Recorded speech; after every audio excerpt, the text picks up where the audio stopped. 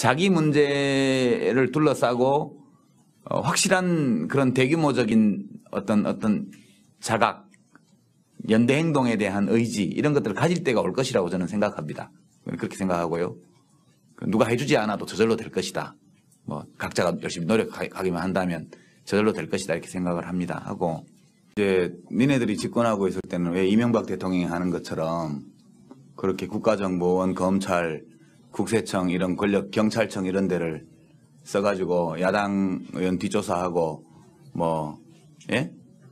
좀 뉴라이트 우익들 단속하고 그렇게 발본색원을 못했냐 그런 이제 말씀이신데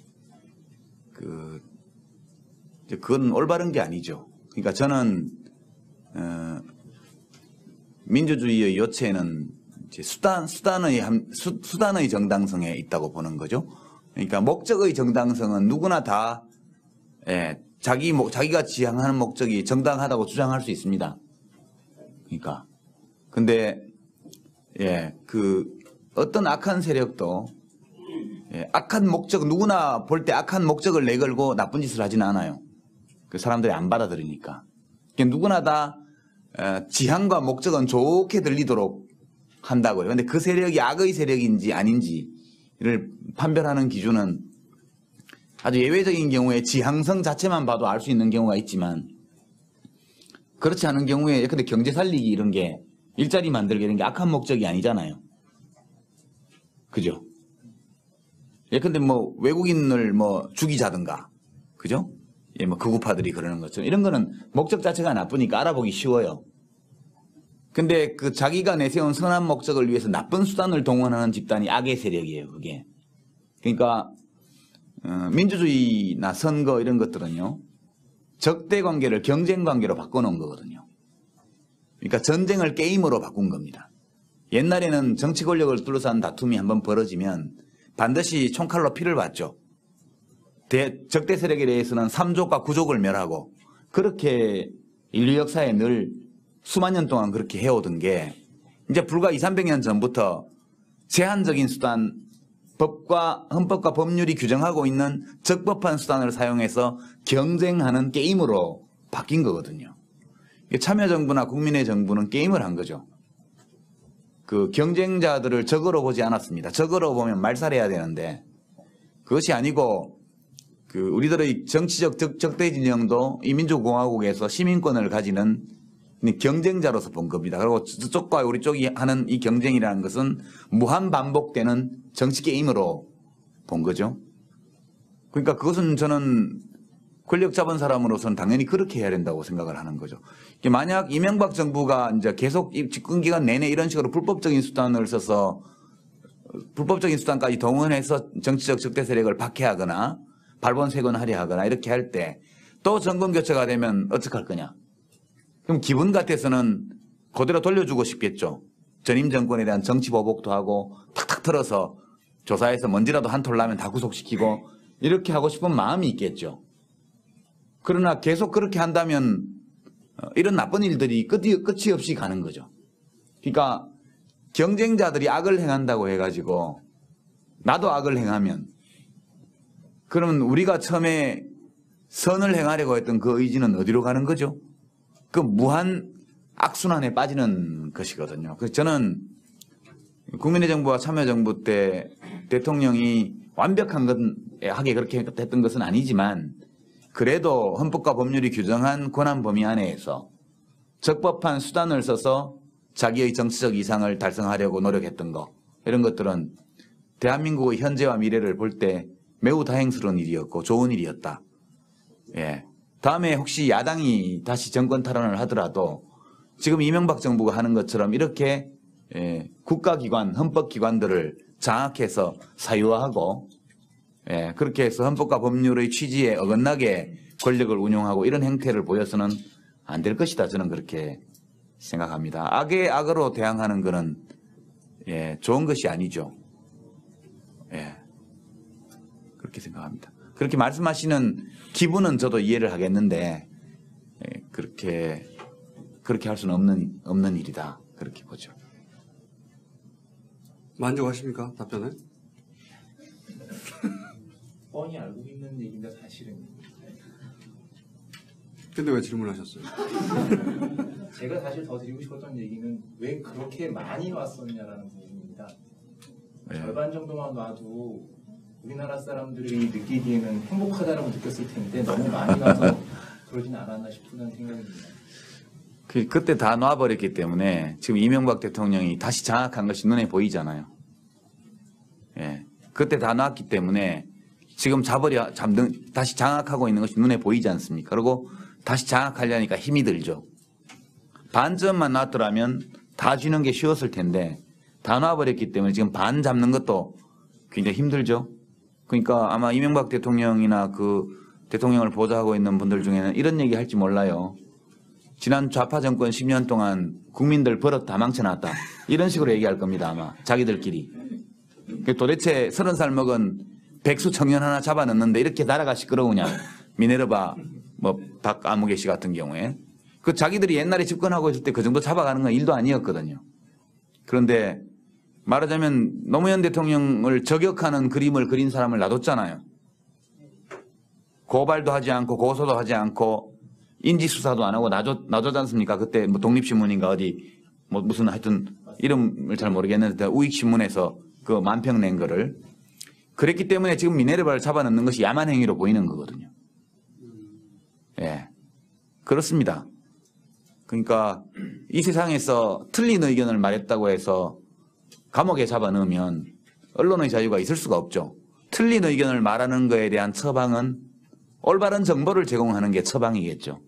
그런데 이 정부는 자기들이 보기에 틀린 정보를 말했다, 틀린 이야기를 했다고 해가지고 그것에 대해서 올바른 정보를 제공해서 대응하는 것이 아니라 뭐 새벽에 집에 있는 데 가서 가족들 앞에서 기자들 잡아오고 뭐 길거리에서 PD들 납치하듯이 체포하고 이렇게 하고 있지 않습니까? 이렇게 하면 예, 사람이 다 올바른 말만 해야 된다면 누가 겁이 나서 언론의 자유, 표현의 자유를 행사하겠어요? 예, 그러니까 그는 뭐 예, 그 놓아버린 게 정권으로서는 단기적으로 손해였을지 모르겠으나 대한민국으로 볼 때는 예, 한 시기에 정부가 그렇게 손해볼 줄 뻔히 알면서도 권력기관을 놓아버린 것 이런 것이 매우 잘한 일이다 저는 그렇게 생각합니다. 정권 뺏겼지만 예, 그거 장악하고 있었다고 해서 안 뺏겼다는 보장도 없고요. 그렇습니다. 그 김건태 전 열린우리당 의장님이 저거 선임 장관님 하셨던 분이 그 고문당에서 이 뒤에 그 딱지 앉은 그거를 변호인과 가족에게 전해주기 위해서 정말 온갖 쇼에 가까운 그런 우여곡절을 거쳐서 그걸 전해주거든요. 그 당시 법원에서는 그 고문 딱지를 현장에서 보자는 그 피고인 변호인의 주장도 배척했고요. 그 딱지를 못 전해주게 하기 위해서 검사가 온갖 수를 다 써놓고도 그 법정에서 고문 주장이 나오는 거라서 거짓말이라고 검사가 이야기를 했습니다. 그때 그렇게 했던 검사들, 판사들 지금 다 잘 살아요. 이제 그런 것들을 보면 이 땅에 도대체 정의가 어디 있는 거냐. 죄 없는 납북됐다 갔다 온 어부들을 전부 간첩으로 조작하고 무슨 뭐 마타하리 어쩌고 했던 뭐 무슨 김수임 사건부터 해가지고 이중 간첩, 이수건 사건 다 조작이었잖아요. 그러니까 그 수많은 사람, 죄 없는 선량한 사람들을 간첩으로 만들어가지고 했던 그 사악한 일을 했던 사람들이 다 퇴직해서 지금 예, 연금 받아서 공무원 연금 받아서 잘 살고 있다고요. 그런 생각을 하면 우라가 치밀죠. 이 땅에 정의라는 것이 있느냐. 그렇지만 그래도 정의가 있는 것이 지금은 그런 일을 못 하잖아요. 그렇게 60일씩 70일씩 비밀 지하실에 불법 구금해놓고 고문해가지고 진술을 받아내고 검찰이 그런 걸 가지고 기소하고 법원이 그걸 받아들여서 증거도 없이 유죄 판결을 내리고 이거를 이제는 못한다고요. 신영철 대법관 사태 같은 것들이 법원이라는 헌법기관을 장악해보려고 정치적으로 사유화해보려고 시도하다가 그 실패한 거 아닙니까? 반점 진행되다가. 지금은 옛날처럼 그렇게 되지를 않아요. 그래서 너무 대한민국의 현실에 대해서 비관할 거 없고요. 그래도 대한민국은 길거리 세워놓고 총 쏴서 죽이지는 않아요. 지금 동남아시아라든가 뭐 이런 서남아시아라든가 이런 데 비하면 여기는 굉장히 숨쉴만한 나라입니다. 얼마든지 여유를 가지고 예, 그 어떤 어떤 진보적이고 진취적인 어떤 선을 실현하기 위한 연대를 조직할 수 있고요. 지금 제가 볼 때는 오히려 국민들의 그런 의지 이런 것들이 부족해서 못하는 거지 탄압이 너무 심해가지고 그걸 못한다. 그건 전혀 아니거든요.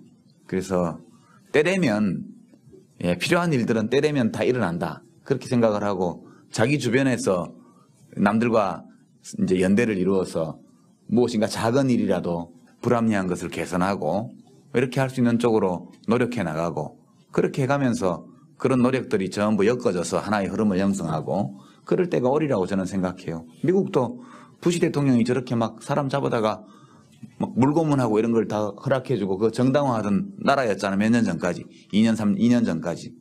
그동안 이제 그 끝에 오바마 대통령이 당선이 되어서 사회가 좀 정상화되지 않습니까? 그런 것처럼 우리도 이 시기가 일종의 열병에 걸린 시기다. 이렇게 볼 수도 있는 거기 때문에 너무 우리 현실에 대해서 비관적으로 볼 필요는 없다. 이렇게 생각합니다. 대한민국 괜찮잖아요. 이 정도면. 네, 저는 그렇게 생각합니다. 여유를 가지고 그렇게. 제가 요점을 다시 좀 여쭤봐도 되겠습니다. 답을 잘못했다는 얘기죠.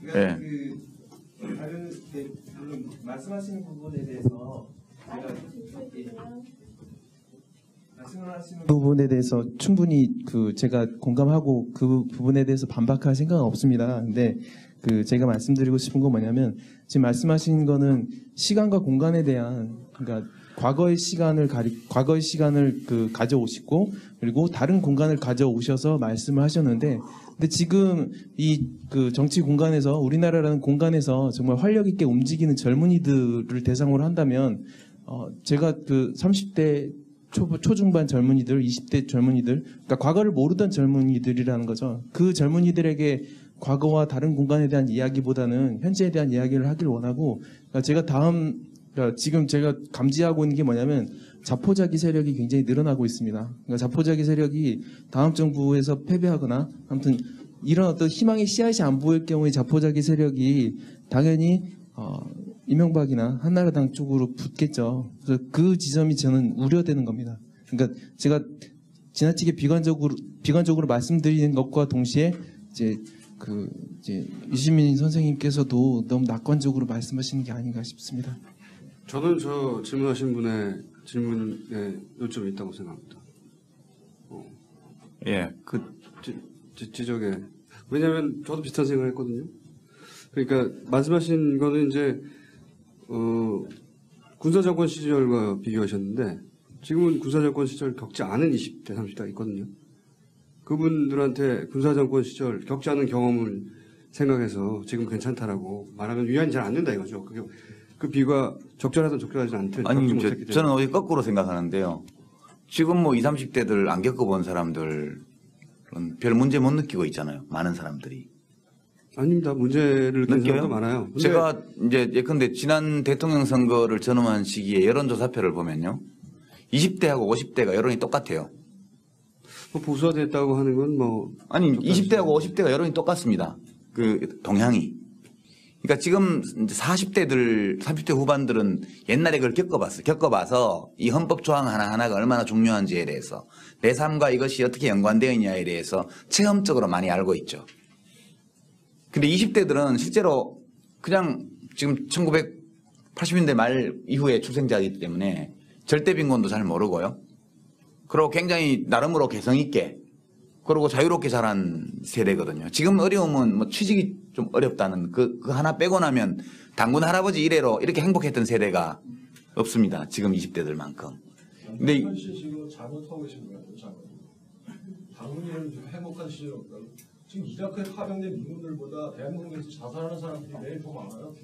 그렇죠. 예. 이게 정상인. 근데 이제 그렇게 문제를 끌고 가지 마시고 우선 이 문제부터 얘기를 하면은 그러니까 20대 30대들이 지금 상황에 대해서 큰 위기의식을 느끼냐면 저는 그렇지 않다고 생각해요.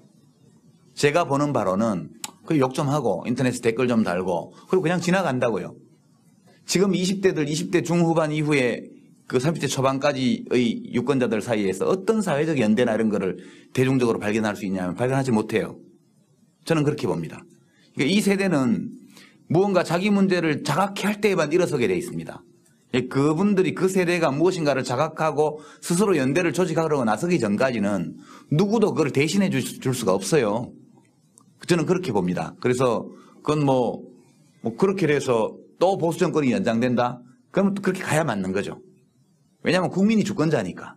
그거는 우리 소망과 아무리 어긋난다 할지라도 그것이 현실이기 때문에 저는 뭐 그렇게 간다고 봅니다. 그거는 막을 수도 없고. 그렇지만 그 과정에서 우리가 얘기를 하는 거죠. 그냥 이런 것이다, 저런 것이다, 우리 이렇게 생각한다, 토론하고 뭐 저 같으면 강연도 다니고 책도 쓰고. 그렇지만 강연 다니고 책 쓰고 누가 텔레비 토론 나와서 얘기해 본들 들을 사람이 들어야 의미가 있는 거죠. 누구도 그것까지 책임져 줄 수는 없다. 저는 그렇게 생각해요. 그래서 지금 20, 30대는 자기 문제를 둘러싸고 확실한 그런 대규모적인 어떤 자각, 연대 행동에 대한 의지 이런 것들을 가질 때가 올 것이라고 저는 생각합니다. 그렇게 생각하고요. 누가 해주지 않아도 저절로 될 것이다.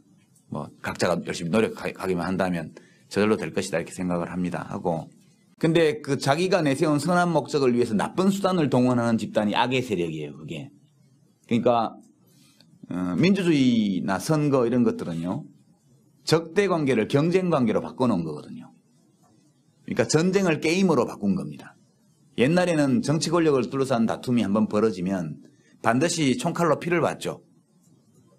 적대 세력에 대해서는 3족과 9족을 멸하고 그렇게 인류 역사에 늘 수만 년 동안 그렇게 해오던 게 이제 불과 200, 300년 전부터 제한적인 수단, 헌법과 법률이 규정하고 있는 적법한 수단을 사용해서 경쟁하는 게임으로 바뀐 거거든요.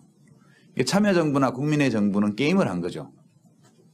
그 경쟁자들을 적으로 보지 않았습니다. 적으로 보면 말살해야 되는데 그것이 아니고 그 우리들의 정치적 적대 진영도 이 민주공화국에서 시민권을 가지는 경쟁자로서 본 겁니다. 그리고 저쪽과 우리 쪽이 하는 이 경쟁이라는 것은 무한 반복되는 정치 게임으로 본 거죠. 그러니까 그것은 저는 권력 잡은 사람으로서는 당연히 그렇게 해야 된다고 생각을 하는 거죠. 만약 이명박 정부가 이제 계속 집권 기간 내내 이런 식으로 불법적인 수단을 써서 불법적인 수단까지 동원해서 정치적 적대 세력을 박해하거나 발본색원하려 하거나 이렇게 할 때 또 정권 교체가 되면 어떡할 거냐. 그럼 기분 같아서는 그대로 돌려주고 싶겠죠. 전임 정권에 대한 정치 보복도 하고 탁탁 털어서 조사해서 먼지라도 한 톨 나면 다 구속시키고 이렇게 하고 싶은 마음이 있겠죠. 그러나 계속 그렇게 한다면 이런 나쁜 일들이 끝이 없이 가는 거죠. 그러니까 경쟁자들이 악을 행한다고 해가지고 나도 악을 행하면 자기 문제를 둘러싸고 확실한 그런 대규모적인 어떤 자각, 연대 행동에 대한 의지 이런 것들을 가질 때가 올 것이라고 저는 생각합니다. 그렇게 생각하고요. 누가 해주지 않아도 저절로 될 것이다. 뭐 각자가 열심히 노력하기만 한다면 저절로 될 것이다 이렇게 생각을 합니다. 하고 이제 니네들이 집권하고 있을 때는 왜 이명박 대통령이 하는 것처럼 그렇게 국가정보원, 검찰, 국세청 이런 권력, 경찰청 이런 데를 써가지고 야당 의원 뒷조사하고 좀 뉴라이트 우익들 단속하고 그렇게 발본색원을 못했냐 그런 이제 말씀이신데 그건 올바른 게 아니죠. 그러니까 저는 민주주의의 요체는 이제 수단의 정당성에 있다고 보는 거죠. 그러니까 목적의 정당성은 누구나 다 자기가 지향하는 목적이 정당하다고 주장할 수 있습니다. 그러니까 근데 어떤 악한 세력도 악한 목적 누구나 볼 때 악한 목적을 내걸고 나쁜 짓을 하지는 않아요. 그 사람들이 안 받아들이니까. 누구나 다 지향과 목적은 좋게 들리도록 한다고요. 그런데 그 세력이 악의 세력인지 아닌지를 판별하는 기준은 아주 예외적인 경우에 지향성 자체만 봐도 알 수 있는 경우가 있지만 그렇지 않은 경우에 근데 경제 살리기 이런 게 일자리 만들기 이런 게 악한 목적이 아니잖아요. 그죠? 근데 외국인을 죽이자든가 그죠? 극우파들이 그러는 것처럼 이런 거는 목적 자체가 나쁘니까 알아보기 쉬워요. 그러면 우리가 처음에 선을 행하려고 했던 그 의지는 어디로 가는 거죠? 그 무한 악순환에 빠지는 것이거든요. 그래서 저는 국민의 정부와 참여정부 때 대통령이 완벽하게 그렇게 했던 것은 아니지만 그래도 헌법과 법률이 규정한 권한 범위 안에서 적법한 수단을 써서 자기의 정치적 이상을 달성하려고 노력했던 거, 이런 것들은 대한민국의 현재와 미래를 볼 때 매우 다행스러운 일이었고 좋은 일이었다. 예. 다음에 혹시 야당이 다시 정권 탈환을 하더라도 지금 이명박 정부가 하는 것처럼 이렇게 국가기관, 헌법기관들을 장악해서 사유화하고 그렇게 해서 헌법과 법률의 취지에 어긋나게 권력을 운용하고 이런 행태를 보여서는 안 될 것이다. 저는 그렇게 생각합니다. 악에 악으로 대항하는 것은